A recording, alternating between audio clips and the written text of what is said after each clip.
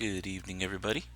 Thank you for joining in and listening this evening. We're going to continue our lessons on extraordinary biblical women. We've only got a couple left in the Old Testament. Um, we're going to do Hannah today, and then next week, we're going to try to get a lesson together on Huldah, who is a prophetess later on in the Old Testament scriptures. Actually, we'll probably try to do Esther. It's going to be between Esther and Huldah next week. If we do Huldah, then we probably we'll do Esther the week after if we do Esther at all. And the reason I say that is because it's only been a couple weeks since we had a lesson on the book of Esther over in the other class for the middle school and high schoolers. If you want to take a lesson of that, that will be more of a lesson on the book than it will be the character of Esther. So it would be a little different, though there would be some overlap, obviously. But today we're going to talk about Hannah, and Hannah's story is found in the opening chapters of 1 Samuel. Now, the name Hannah means grace, which is a fitting designation for her because her life was full of grace and everything that we see about her, and she became a great symbol of the grace of motherhood. And so, really, when we talk about Hannah, we're going to see a beautiful profile of what it means to be a godly mother.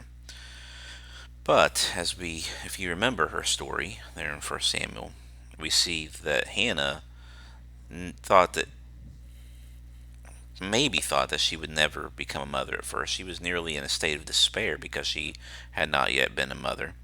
Her story is very similar to the story of Sarah back in Genesis, who was childless and very distraught because of it.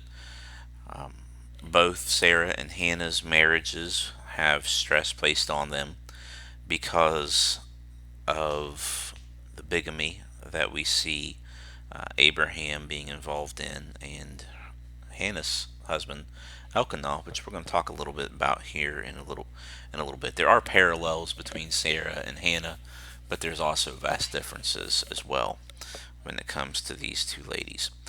But both Sarah and Hannah received the blessing that they wanted from God, and in both of those situations, the answers that they received to their prayers turned out to be so much more than they ever could have hoped for or thought of. And both of their sons were significant in the history of either Israel, in Samuel's case, or the entire world to a degree in Isaac's case. Hannah's son, Samuel, was the last of the judges. So we've been going through the judges on our Sunday evening lessons, and we're getting pretty close to the end of the book of Judges there. We're going to have our second lesson on Samson Sunday evening, Lord willing.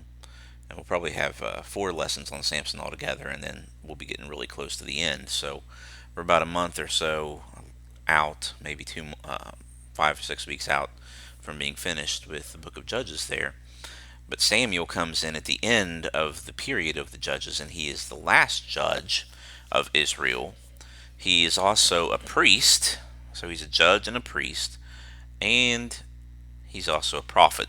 And he is the person who formally begins, even though he is not a king, can't be a king, he's of the tribe of Levi, he officially inaugurates the reign of David, which of course will be the royal line, the true royal line of Israel, that will bring in the King of Kings and the Lord of Lords, Jesus. So, in many ways, Hannah's life does parallel that of Sarah, and perhaps most of all, as we'll see through this lesson, she mirrored Sarah by her faith as well as her faithfulness, her perseverance. Uh, but on the other hand, as she's looking back to Sarah, she also foreshadows another woman, and that is Mary, the mother of Jesus. Hannah has a prayer of dedication in 1 Samuel chapter 2, verses 1 through 10, and you can pause and read that if you want to. Um, that prayer models Mary's prayer for Jesus in Luke 1:46 through 55, or actually Hannah's prayer is the model for Mary's prayer of thanksgiving for what the angel had told her about the birth of her son, Jesus. Okay, so sorry I got interrupted there and had to pause my recording. Let me try to make sure I get right where I want to be. Hannah and Mary also, or Hannah foreshadows Mary also because of the great sacrifice that both women had to give up concerning their children. Of course, um, surrendering to God's will cost them both very dearly emotionally because of their suffering. I can imagine what it would have been like to be Hannah and to give her child over to the tabernacle when he was only about 3 years old. And he went to the tabernacle to begin his full-time training there under Eli, rather than being trained by his father Elkanah. Um, Most of the time at Samuel's age, when he was taken to the tabernacle, children still are with their mother for a good while, even in Israel's culture. They would be for a good while after that. Now, Hannah had a great deal of hope, and Hannah, of course, is unique in many ways, and she is unique among women, the women that we've studied so far, because she actually, of all the women we've looked at, most of the women we've looked at, so far, I think actually all of them, Hannah is the first one that is not in the line of Jesus. Now that'll be the case also with the next couple lessons with Esther and Huldah, but Hannah's the first one that is not in the line of Jesus, and so she is unique. That most major characters in the Old Testament are in the line of Christ one way or another. There are a few exceptions. Obviously, the person we're talking about tonight, Joseph, King Saul, those kinds of people. But usually, it's pretty much all the way down the line until you get to the Lord. Um, However, when you're thinking about the Messiah and Hannah, it's very obvious that she, like every other person and every other woman we've looked at so far, had a great hope that framed her worldview. Um, and that was somehow being involved, that her children somehow, or her son would be involved with the coming of the Messiah. Now, of course, she would have known, knowing the scriptures, she would have known that Samuel would not have been the Messiah, because the prophecies very clearly state way back in Genesis that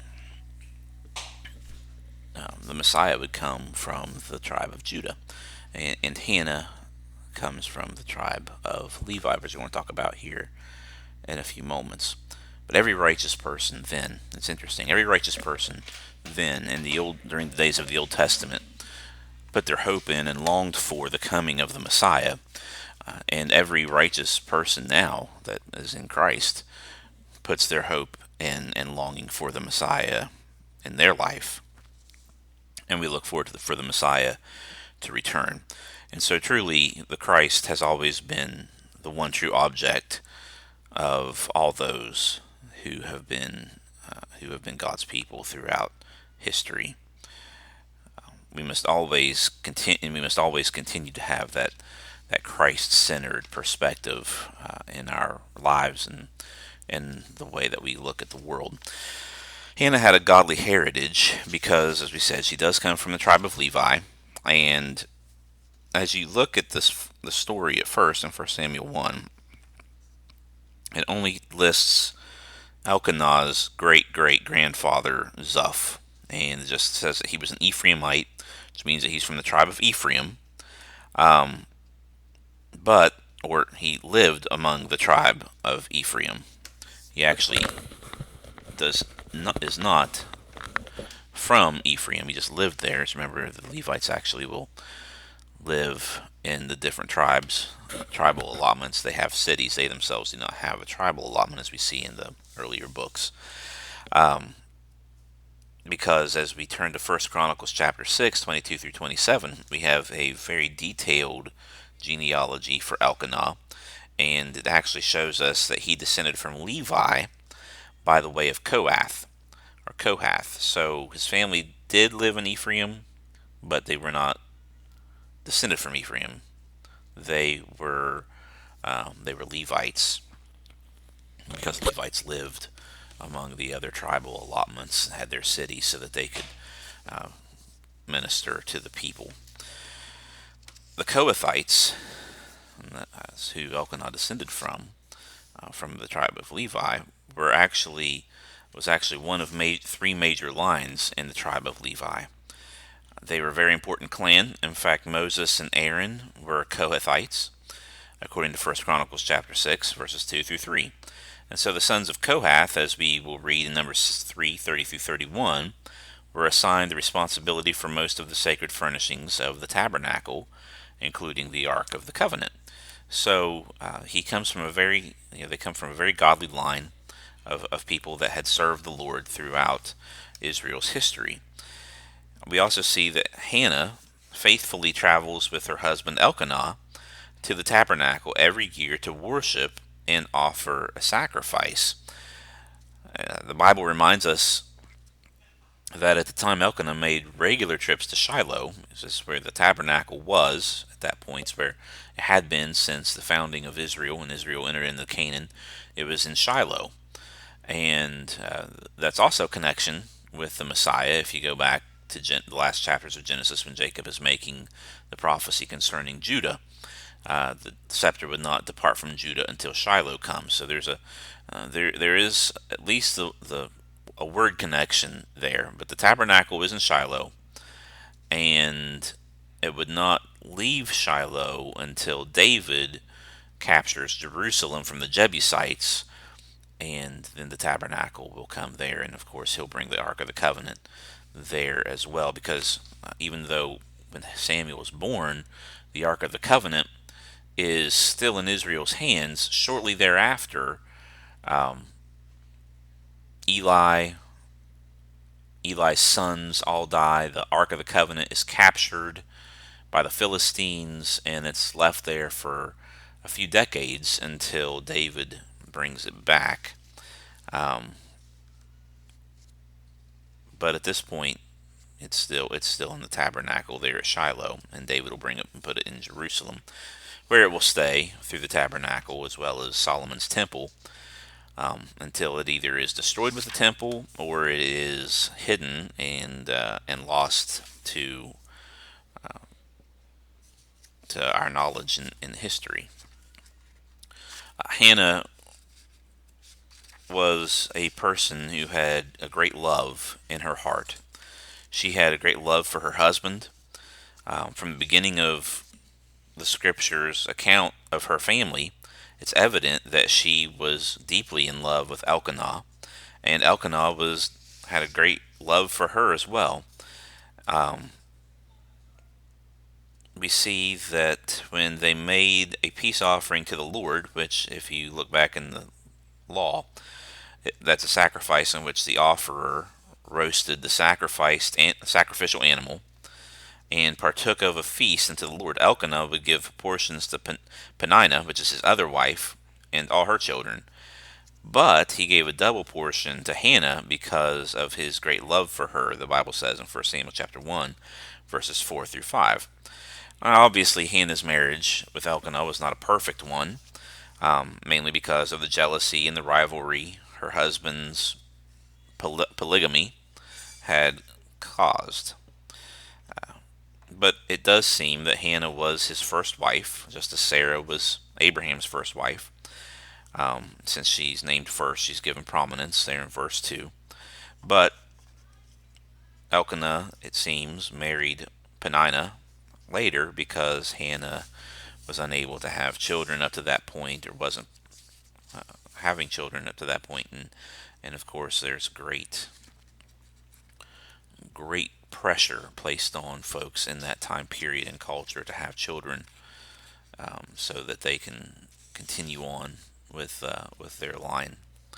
And so that's one reason we see a lot of bigamy and polygamy going on in the Old Testament days. But anyhow, um, there was her marriage with Elkanah would have been marred by those tensions.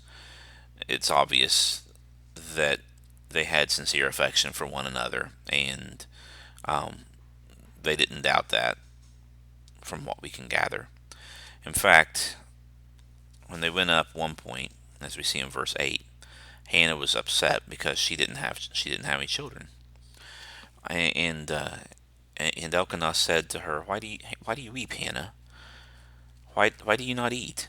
And why is your heart so heavy? Am I not better to you than 10 sons?" And we see that this actually did help in verse 9, because she rose and ate and then went to the tabernacle. So her husband did comfort her in her moment of sadness. So we see that relationship that they had with one another. Now, contrary to popular opinion in our culture, the most important characteristic of a godly mother is not her relationship with her children. It starts with the relationship that she has with her husband and the love that she has for her husband. That is, the love between a husband and wife is the key to having a thriving family. A healthy home cannot be built exclusively on a parent's love for their children, whether it be the father or the mother. The foundational love has to first be to God, which springs forth to your spouse, husbands to wives, wives to husbands, and therefore that foundation is strong to have a relationship, a loving and strong relationship with their children. The marriage must be at the center, not the children. Um, we must be careful not to revolve our family relationships around our kids. Also, parents need to listen to this warning. I said warning, it's really more of a lesson, not so much a warning. Um,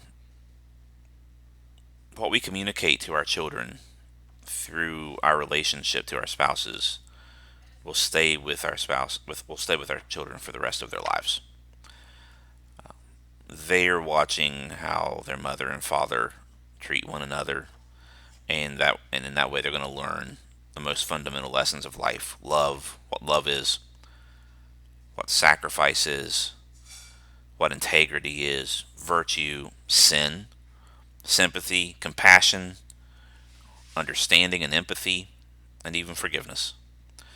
So, whatever we teach them about those things, right or wrong, is going to be planted deep within their hearts, and it's going to start with the relationship that we have with, with our spouses. Um, we also see that Elkanah and Hannah worshiped God together, and it is apparent that they did that on a regular basis. The third verse of this chapter says that this man went up from his city yearly to worship and sacrifice to the Lord of hosts in Shiloh. That doesn't mean that they visited the tabernacle only once a year. In fact, Israelite men were required to attend 3 annual feasts, as we see in Deuteronomy chapter 16, 1 through 17. Um, it's likely that Elkanah took his family with him on all of those journeys, as he did on this one, and he did on a regular basis. So they're going to the tabernacle at least a few times a year. They're worshiping God in that way and teaching. Peninnah has children. Elkanah's teaching them about the ways of God as well. So it's a good, strong family. He doesn't ignore Hannah. They worship God together. That's what families are supposed to do. is worship God together, and that makes life a lot better. It's a good foundation for family to stay together is when they got God at the center, putting God first, um, learning from Him, learning what to do, how to love one another through Him, and all, just really everything. Because worship to them and needs to be to us a central aspect of their lives together. It's what kept all of the stress away and their love for one another strong. Um, there's a lot of stress in a marriage. You've got another another spouse there, um, and we don't have polygamy that much today. It is on the rise again. It's not a good idea. They call it polyamorous relationships now. It's not a good idea. It brings a lot of stress and adversity. But it was something that was allowed in that time, and the only thing that would get them through any that adversity, just as any kind of adversity that we face, faith, hope, and love are the things that are going to get us through that. And we see that Hannah already had a great hope, and we see that she had a great love, and we see that she had a great faith. It also, sorry, I got interrupted again. It also explains the second reason why Hannah has so much influence as a mother, because of the love that she had for Elkanah. There was an even greater love that motivated her, and that was her love for God. Now, I said that we were going to do Hannah and learn from Hannah this week, and then we would talk about Huldah and Esther in the weeks to come. However, this lesson is getting a little bit longer than I wanted it to, so I'm actually going to stop there. I've got a lot more information that I want to cover about Hannah, and so next week, rather than talking about Huldah, we're going to continue our lesson about Hannah. I don't imagine it'll be as long as this one, but I don't want to go. I don't want to really go any further at this point.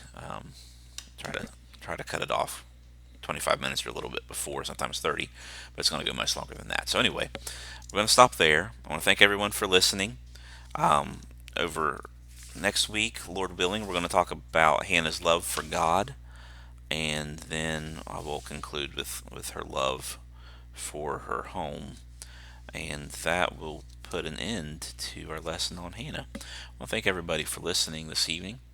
I do hope that you're all staying well, staying safe, and Lord willing, we will see you all soon. Goodbye and God bless.